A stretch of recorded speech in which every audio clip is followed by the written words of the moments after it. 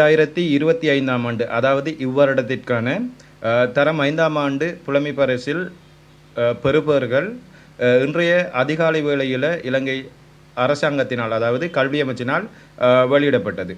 அந்த வகையில் மாவட்டம் ரீதியாக வெட்டுப்புள்ளிகள் அரசாங்கத்தினால் வெளியிடப்பட்டுள்ளது. அந்த மாவட்ட ரீதியிலான வெட்டுப்புள்ளிகளை முதலில் பார்ப்போம்.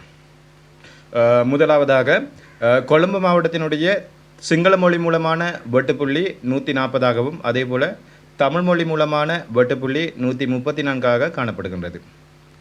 கம்பகா மாவட்டத்தினுடைய சிங்கள மொழி மூலமான வெட்டுப்புள்ளி 140ஆகவும் அதேபோல் தமிழ் மொழி மூலமான வெட்டுப்புள்ளி 134ஆக காணப்படுகின்றது. களுத்துறை மாவட்டத்துக்கான சிங்கள மொழி மூலமான வெட்டுப்புள்ளி 140ஆகவும் அதேபோல் தமிழ் மொழி மூலமான வெட்டுப்புள்ளி 134ஆக காணப்படுகின்றது. கண்டி மாவட்டத்திற்கான சிங்கள மொழி மூலமான வெட்டுப்புள்ளிகள் 140ஆகவும் அதேபோல் தமிழ் மொழி மூலமான வெட்டுப்புள்ளிகள் 134ஆக காணப்படுகின்றது. மாத்தளை மாவட்டத்தினுடைய சிங்கள மொழி மூலமான வெட்டுப்புள்ளி 140ஆகவும் அதேபோல் தமிழ் மொழி மூலமான வெட்டுப்புள்ளிகள் 134ஆக காணப்படுகின்றது. நுவரெலியா மாவட்டத்தினுடைய சிங்கள மொழி மூலமான வெட்டுப்புள்ளி 132ஆகவும் அதேபோல் தமிழ் மொழி மூலமான வெட்டுப்புள்ளி 132ஆகவும் காணப்படுகின்றது. காலி மாவட்டத்தினுடைய சிங்கள மொழி மூலமான வெட்டுப்புள்ளி 140ஆகவும் அதேபோல் தமிழ் மொழி மூலமான வெட்டுப்புள்ளி 134ஆக காணப்படுகின்றது. மாத்தறை மாவட்டத்தினுடைய சிங்கள மொழி மூலமான வெட்டுப்புள்ளிகள் 140ஆகவும் அதேபோல் தமிழ் மொழி மூலமான வெட்டுப்புள்ளி 134ஆகவும் காணப்படுகின்றது. அம்பாந்தோட்டை மாவட்டத்தின் சிங்கள மொழி மூலமான வெட்டுப்புள்ளிகள் 135ஆகவும் அதேபோல் தமிழ் மொழி மூலமான வெட்டுப்புள்ளிகள் 132ஆகவும் காணப்படுகின்றது. யாழ்ப்பாண மாவட்டத்தினுடைய தமிழ் மொழி மூலமான வெட்டுப்புள்ளி 132ஆக காணப்படுகின்றது. கிளிநொச்சி மாவட்டத்தினுடைய சிங்கள மொழி மூலமான வெட்டுப்புள்ளிகள் 127ஆகவும் அதேபோல் தமிழ் மொழி மூலமான வெட்டுப்புள்ளிகள் 132ஆக காணப்படுகின்றது. மன்னார் மாவட்டத்தினுடைய சிங்கள மொழி மூலமான வெட்டுப்புள்ளிகள் 127ஆகவும் அதேபோல் தமிழ் மொழி மூலமான வெட்டுப்புள்ளிகள் 131ஆக காணப்படுகின்றது. வவுனியா மாவட்டத்தினுடைய சிங்கள மொழி மூலமான வெட்டுப்புள்ளிகள் 127ஆகவும் அதேபோல் தமிழ் மொழி மூலமான வெட்டுப்புள்ளிகள் 132ஆக காணப்படுகின்றது. முல்லைத்தீவு மாவட்டத்தினுடைய சிங்கள மொழி மூலமான வெட்டுப்புள்ளிகள் 127ஆகவும் அதேபோல் தமிழ் மொழி மூலமான வெட்டுப்புள்ளிகள் 132ஆக காணப்படுகின்றது. மட்டக்களப்பு மாவட்டத்தினுடைய சிங்கள மொழி மூலமான வெட்டுப்புள்ளிகள் 127ஆகவும் அதேபோல் தமிழ் மொழி மூலமான வெட்டுப்புள்ளிகள் 132ஆகவும் காணப்படுகின்றன. அம்பாறை மாவட்டத்தினுடைய சிங்கள மொழி மூலமான வெட்டுப்புள்ளிகள் 133ஆகவும் அதேபோல் தமிழ் மொழி மூலமான வெட்டுப்புள்ளிகள் 132ஆக காணப்படுகின்றது. திருவண்ணாமலை மாவட்டத்தினுடைய சிங்கள மொழி மூலமான வெட்டுப்புள்ளிகள் 133ஆகவும் தமிழ் மொழி மூலமான வெட்டுப்புள்ளிகள் 131ஆக காணப்படுகின்றது. குருநாகல் மாவட்டத்தினுடைய சிங்கள மொழி மூலமான வெட்டுப்புள்ளிகள் 140ஆகவும் அதேபோல் தமிழ் மொழி மூலமான வெட்டுப்புள்ளிகள் 134ஆக காணப்படுகின்றது.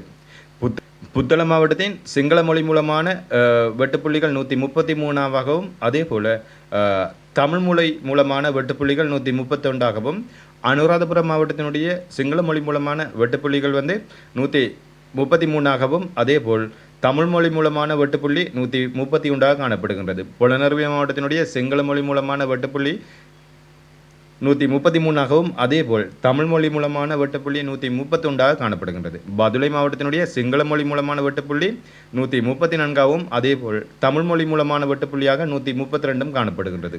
மொனராகலை மாவட்டத்தினுடைய சிங்கள மொழி வெட்டுப்புள்ளி 134ஆகவும் அதேபோல் தமிழ் மொழி மூலமான வெட்டுப்புள்ளி 132ஆக காணப்படுகின்றன.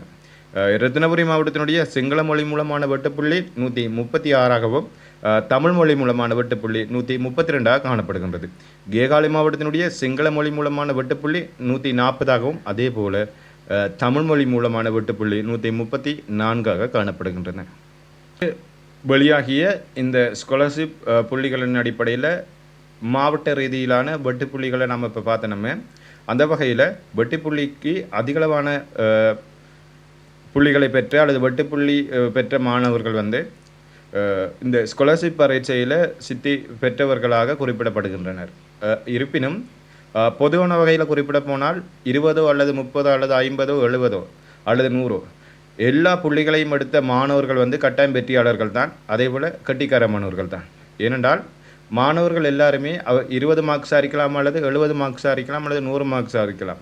அது அவர்களுடைய சொந்த முயற்சியினால் எடுத்த புள்ளிகளாக காணப்படுகின்றன. ஆகவே மாணவர்களுடைய பெற்றோர்கள் இதனை புரிந்து கொள்ள வேண்டும்.